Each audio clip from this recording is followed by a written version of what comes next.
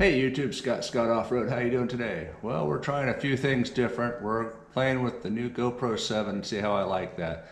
It's kind of weird because I have to look at my cell phone, which is in someplace else, to see what my phone is or what the camera is recording, so kind of bear with me on that.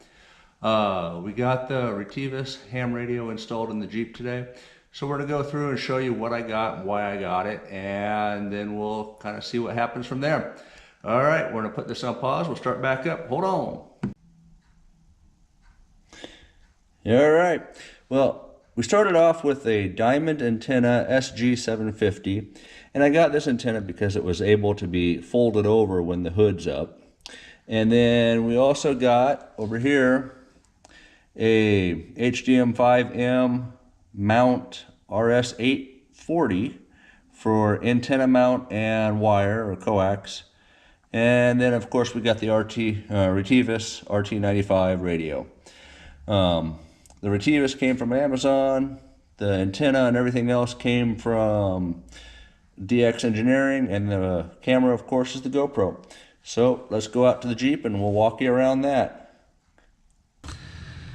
Yeah, all right, this is the antenna we got, and again the feature I went with on this was being able to pull up on the antenna and you can either fold it forward or back, and what that allows you to do is when you lift the hood up you're able to not hit the Jeep with it. The mount, I had a little issue with the mount here. These are lip mounts, so I knew I had to modify the hood some when I put this in, but originally this piece here was reversed, and so I trimmed this back to fit against the hood, but once I did that I realized the bottom of the antenna would not fit in that gap, so I just turned it 180 degrees and it fits fine. So let me go ahead and pause and I'll show you what this looks like underneath the hood. Alright, we got the hood up, as you can see. You can see the bend in the antenna, which is again why I got this. Just a little closer view of the antenna mount. Now on the bottom I went ahead and cut two slits, one here and one up here, for the grooves to go into or the lip mounts to go into. I didn't need to cut this slit here where my finger is, but I wanted the antenna wire tucked up inside, and I'm still going to put a mount right here with this hole to hold the wire. But then just follow the hood back and then down around and then down inside this loom. There was actually a hole existing in there, and was able to push the wires and the antenna through there. Now if you look, you can kind of see the red and black wire going through. Those simply come around here and go to the battery and work out fine.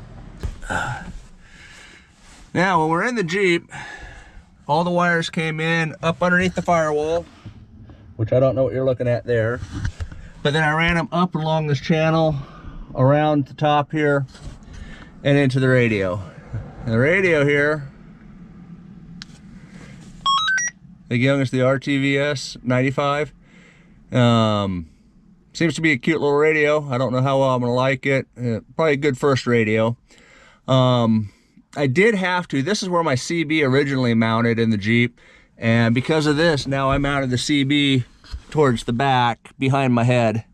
Now the reason again for this, I only use the CBs when I'm on the Jeep trails and being able to talk to other people for flat tires, talk to the spotters and other people on the trail, see what's going on. So really it's not used that much. I'm hoping the ham radio will get used a lot more.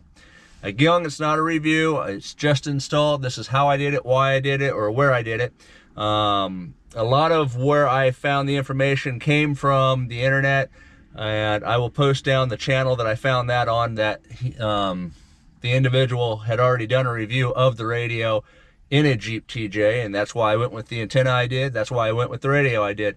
So thanks for watching. Have a blessed day.